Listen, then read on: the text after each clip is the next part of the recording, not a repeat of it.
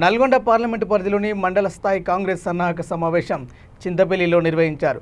సన్నాహక సమావేశానికి హాజరైన మాజీ మంత్రి కుందూరు జానారెడ్డి, ఎంపీ అభ్యర్థి రఘువీరెడ్డి, ఎమ్మెల్యే బాలు నాయకులు హాజరై ఎంపీ అభ్యర్థిని భారీ మెజార్టీతో రఘువీరెడ్డిని గెలిపించాలని వివిధ హోదాల నాయకులకు సూచించారు. త్వరలో జరగబోయే పార్లమెంటు ఎన్నికలకు పార్టీ శ్రేణులను సిద్ధం చేసేలా కాంగ్రెస్ అధిష్టానం రంగంలోకి దిగింది. ఈ మేరకు పార్లమెంటు ఎన్నికల సన్నాహక సమావేశం కాంగ్రెస్ పార్టీ శ్రేణులతో సమావేశం నిర్వహించి వారి అభిప్రాయాలు సేకరిస్తున్నారు. ఇందులో భాగంగా దేవరకొండ నియోజకవర్గంలోని చింతపల్లి మండల కేంద్రంలోని మార్కెట్ యార్డు సమీపంలో నల్గొండ పార్లమెంటు నియోజకవర్గ స్థాయి సన్నాహక సమావేశం శుక్రవారం నిర్వహించారు. ఈ కార్యక్రమానికి మండల పార్టీ అధ్యక్షుడు అంగిరేకుల నాగభూషణం ఆధ్వర్యంలో సమావేశం కొనసాగింది. పార్లమెంటు ఎన్నికల్లో చేపట్టనున్న ప్రణాళికలు, కార్యక్రమాలపై సమావేశంలో వివిధ హోదాలో ఉన్నటువంటి కాంగ్రెస్ పార్టీ శ్రేణులు వివరించారు. అసెంబ్లీ ఎన్నికల్లో ఎక్కడ ఓటు తగ్గాయో తదితర అంశాలను ఆరా తీశారు. టీఆర్ఎస్కు ఓటేస్తే బీజేపీకి ఓటేసినట్లేనని ప్రచారం చేసి మైనార్టీలను కాంగ్రెస్ వైపు ఆకర్షితులను చేయాలని చెప్పారు. అసెంబ్లీ ఎన్నికల్లో కొంతమంది ఓడిపోయినంత మాత్రాన నేతలు, కార్యకర్తలు ఆందోళన పడొద్దని, ఈ పార్లమెంటు ఎన్నికల్లో పార్టీ అభ్యర్థి గెలిపే ధ్యేయంగా కష్టపడాలని పిలుపునిచ్చారు. పార్లమెంటు ఎన్నికల కంటే ముందే కార్యకర్తలతో పాటు నాయకులు ప్రచారం నిర్వహించాలని పేర్కొన్నారు. జరిగే ప్రతి విషయాన్ని నేతల దృష్టికి తీసుకురావాలన్నారు. సీనియర్లతో చర్చించి మండల స్థాయిలో నేతల అభిప్రాయం మేరకు సాధ్యమైనంత ఎక్కువ మందితో జాబితాను అందజేయాలని చెప్పినట్టు సమాచారం. వచ్చింది కదా, బాలనాయక్ గారికి 32 వేలతోనే మననే గెలిచిన ప్రభుత్వం కూడా ఏర్పాటైంది, మంచిగా పనిచేస్తున్నాం అనుకుంటే అది మంచిది కాదు. ఏ ఎన్నికైనా కానీ ఇందాక బాలనాయక్ గారు చెప్పినట్టు ఎన్నికని చాలా ఛాలెంజింగ్గా తీసుకొని ముందుకు పోతేనే అవుతుంది.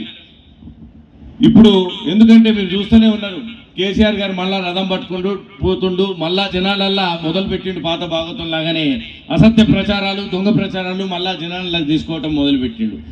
జనాలు నమ్మే పరిస్థితులు లేరు, కానీ అట్లని మనం దాన్ని కౌంటర్ చేయకుండా కానీ తప్పే. కాబట్టి మీరందరూ కూడా వాళ్ళు చేసే అసత్య ప్రచారాలన్నింటినీ కూడా కౌంటర్ చేయాలి. ఇప్పటివరకు రుణమాఫీ గురించి మీరు చూస్తూ ఉన్నారు, కేసీఆర్ గారు రోజు మాట్లాడుతూ ఉన్నాడు, మొన్న మధ్య హరీష్ రావు కూడా ఛాలెంజ్ విసురుతూ ఉన్నాడు. దానికి ధీటుగా మొన్న మన ముఖ్యమంత్రి గారు మాట ఇచ్చిండ్రు, 15 ఆగస్టు లోపు మనం కనుక 2 లక్షల రూపాయలు వార్డు మెంబర్ అయినా కావచ్చు, పార్లమెంట్ ఎన్నికైనా కావచ్చు, అసెంబ్లీ ఎన్నికైనా కావచ్చు, ఏ ఎన్నికైనా కానీ ఎన్నికంటేనే ప్రతిష్టాత్మకం, ఎన్నికంటేనే కార్యకర్తల కష్టార్జితం, ఎన్నికంటేనే నాయకుడికి బాధ్యత. కాబట్టి ప్రతి కాంగ్రెస్ పార్టీ కార్యకర్త, నాయకుడు మనం బ్రహ్మాండంగా 32 వేలతో గెలిచినాం. మనకు ఎమ్మెల్యే వచ్చి గెలిచినాడు, మనకి వాళ్ళ గవర్నమెంట్ వచ్చింది. మనం కూర్చోకుండా రఘువీరెడ్డి గారి బ్రహ్మాండమైన గెలుస్తారని ఎక్కడ కూడా ఆదా మరిచిన ఇవాళ మన గురుతరమైన బాధ్యత ఉంది. ఎక్కడైనా కాంగ్రెస్ పార్టీ నాయకుడు, కార్యకర్తలు అసెంబ్లీ ఎన్నికల్లో ఎత్తైతే పోరాడినామో, అసెంబ్లీ ఎన్నికల్లో ప్రాణాలను లెక్క చేయకుండా, రాత్రనగా నిద్రపోకుండా కష్టపడి పనిచేసాము. రేపు 13వ తారీఖు వరకు ఎవ్వరు కూడా నిద్రపోకుండా ఉదయం 7 నుంచి 7 గంటలు పెట్టుకోండి. ఉదయం 7 గంటల నుంచి వార్డు మెంబర్ అయినా కావచ్చు, పార్లమెంట్ ఎన్నికైనా కావచ్చు, అసెంబ్లీ ఎన్నికైనా కావచ్చు, ఏ ఎన్నికైనా కానీ ఎన్నికంటేనే ప్రతిష్టాత్మకం, ఎన్నికంటేనే కార్యకర్తల కష్టార్జితం, ఎన్నికంటేనే నాయకుడికి బాధ్యత. కాబట్టి ప్రతి కాంగ్రెస్ పార్టీ కార్యకర్త, నాయకుడు మనం బ్రహ్మాండంగా 32 వేలతో గెలిచినాం. మనకు ఎమ్మెల్యే వచ్చి గెలిచినాడు, మనకి వాళ్ళ గవర్నమెంట్ వచ్చింది. మనం కూర్చోకుండా రఘువీరెడ్డి గారి బ్రహ్మాండమైన గెలుస్తారని ఎక్కడ కూడా ఆదా మరిచిన ఇవాళ మన గురుతరమైన బాధ్యత ఉంది. ఎక్కడైనా కాంగ్రెస్ పార్టీ నాయకుడు, కార్యకర్తలు అసెంబ్లీ ఎన్నికల్లో ఎత్తైతే పోరాడినామో, అసెంబ్లీ ఎన్నికల్లో ప్రాణాలను లెక్క చేయకుండా, రాత్రనగా నిద్రపోకుండా కష్టపడి పనిచేసాము.